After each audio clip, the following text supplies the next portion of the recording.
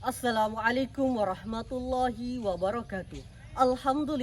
Alhamdulillahi rabbil alamin. Assalatu wassalamu ala asyrafil anbiya'i wal mursalin Sayyidina Muhammadin wa ala alihi wa sahbihi ajmain, amma ba'd. Alhamdulillah, segala puja dan puji syukur kita panjatkan kehadirat Allah Subhanahu wa taala yang telah memberikan kita begitu banyak nikmat, mulai dari nikmat kesehatan, kesempatan, kekuatan, terlebih-lebih lagi yang namanya nikmat iman dan Islam. Salawat besertakan salam semoga selalu tercurahkan kepada junjungan Nabi tercinta kita, baginda Nabiullah Muhammad sallallahu alaihi wasallam. Allahumma sholli ala sayyidina Muhammad.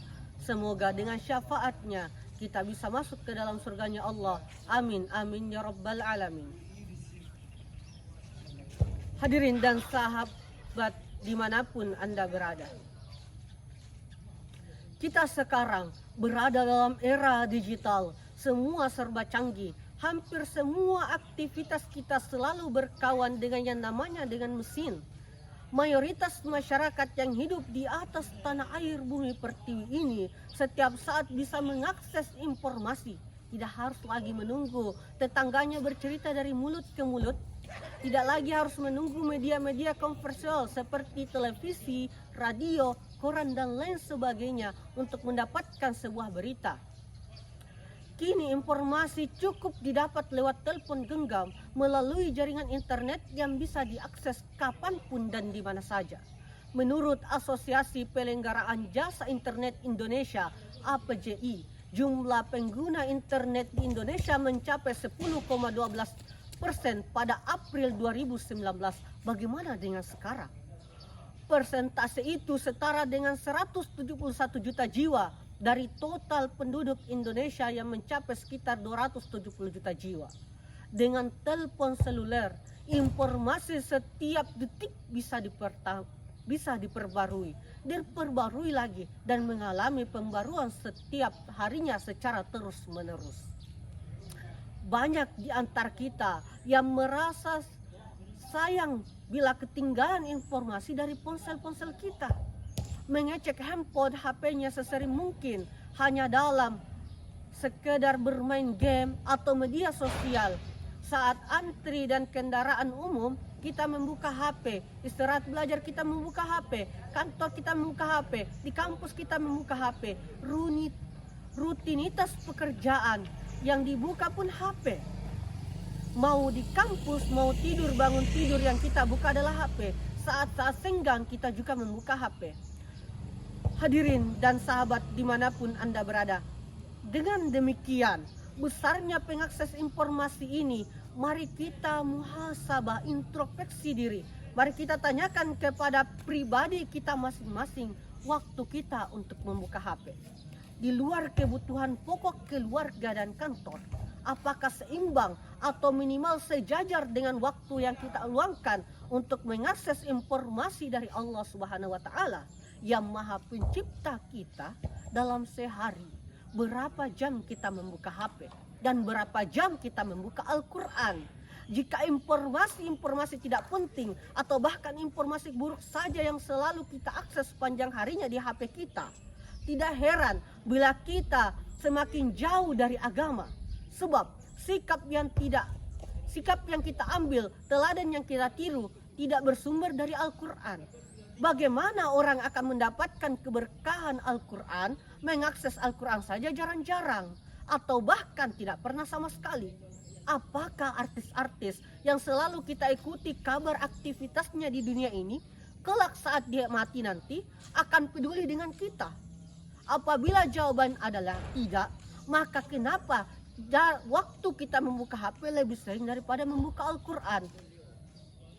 Abu Umamah Al-Bahili menceritakan ia pernah mendengar dari Rasulullah sallallahu alaihi wasallam bersabda, "Iqra'ul Qur'ana fa innahu ya'ti yaumal qiyamati syafi'an li ashabihi."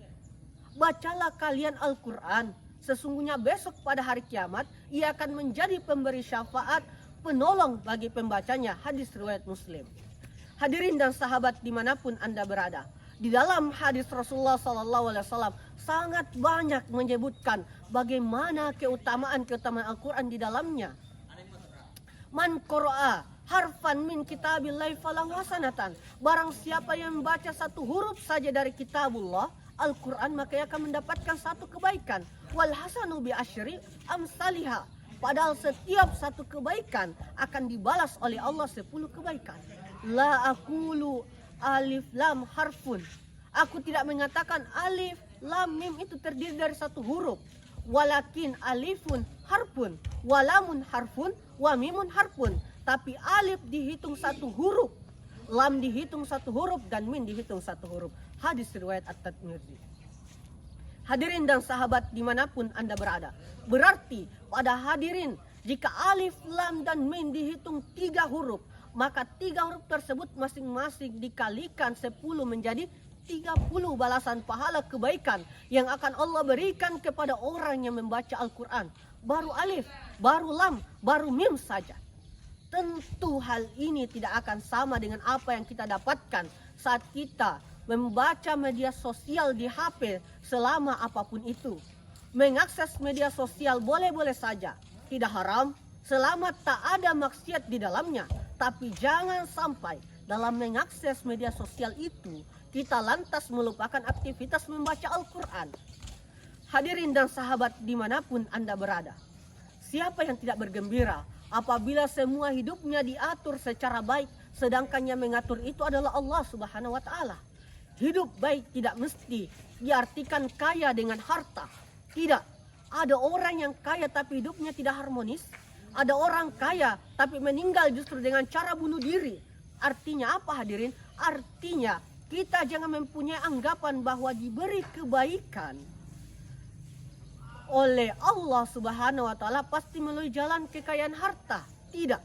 Dan jangan pula kita mesti suuzon bahwa orang kaya itu buruk. Karena apa? Karena orang kaya yang baik juga banyak, asalkan semua taat atas aturan Allah Subhanahu wa Ta'ala. Hadirin dan pemirsa dimanapun Anda berada, dalam hadis dikatakan, man syaghalahul Qur'anu wa zikri an masalati a'tituhul afdalu ma'uti samili. Barang siapa yang selalu sibuk membaca Al-Quran dan berzikir kepadaku, sampai-sampai ia tidak sempat meminta berdoa kepadaku, akulah yang akan memberinya kepada dia dengan pemberian terbaik sebagaimana yang saya berikan kepada orang-orang yang pernah meminta.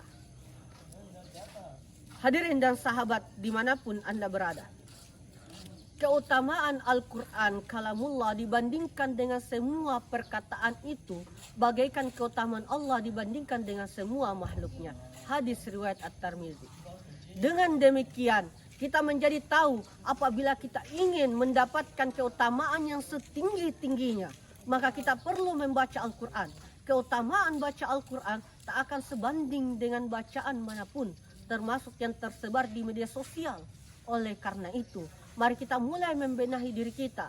Jangan sampai kita merasa tidak punya waktu membaca Al-Quran, tapi nyatanya kita punya waktu untuk membuka media sosial. Kita sekarang sudah tidak punya alasan untuk kerepotan membawa mushaf Al-Quran, karena di dalam handphone yang kita genggam sekarang itu bisa mengakses yang namanya Al-Quran. Kata Rasulullah SAW, innal ladzina laisa fi jawfihi syai'un minal Qur'ani kalbaitil qarib. Orang yang di dalam tubuhnya tidak ada sama sekali Al-Quran, itu bagaikan rumah yang rusak. Hadis riwayat At-Tirmidzi. Sahabat dan pemirsa dimanapun Anda berada, lalu minimal berapa banyak idealnya kita membaca Al-Quran dalam sebulan? Berikut pemutaran Abdullah bin Umar yang mengisahkan percakapan dengan baginda Nabiullah Muhammad SAW. Saya bertanya kepada Rasulullah, ya Rasulullah, sebaiknya dalam sebulan saya menghatamkan Al-Quran berapa kali? Rasulullah menjawab, khatamkan 1 kali dalam sebulan.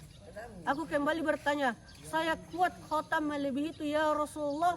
Beliau menjawab, khatamkanlah dalam 25 hari. Saya masih kuat lebih dari itu, khatamkan dalam 15 hari. Saya masih mampu lebih dari itu, khatamkan dalam 10 hari. Saya masih kuat lebih dari itu, khatamkan dalam 5 hari. Saya masih kuat lebih dari itu, ya Rasulullah. Kemudian setelah aku menyatakan mampu mengkhatamkan Al-Quran kurang dari 5 hari, Rasulullah tidak memberikan keringanan lebih lanjut. As-Sunan Al-Kubara.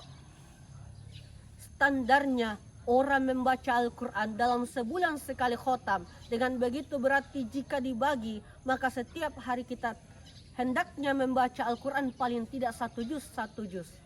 Ini terdapat 10 lembar. Kalau dibagi setiap kali ba'da solat, maka tidak perlu meluangkan waktu untuk membaca Al-Quran 2 lembar atau 4 halaman. Bagi orang yang sudah lancar, mungkin tidak sampai 5 menit, 10 menit.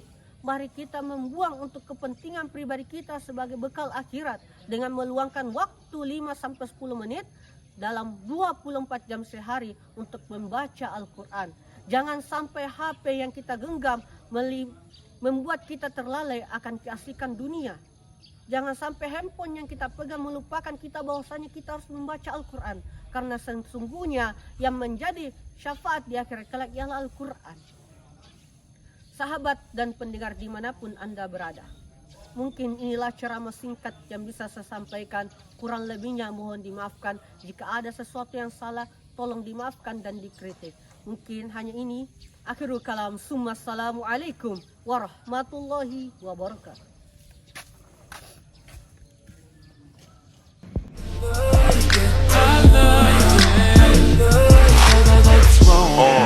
Pull your panties down from under you.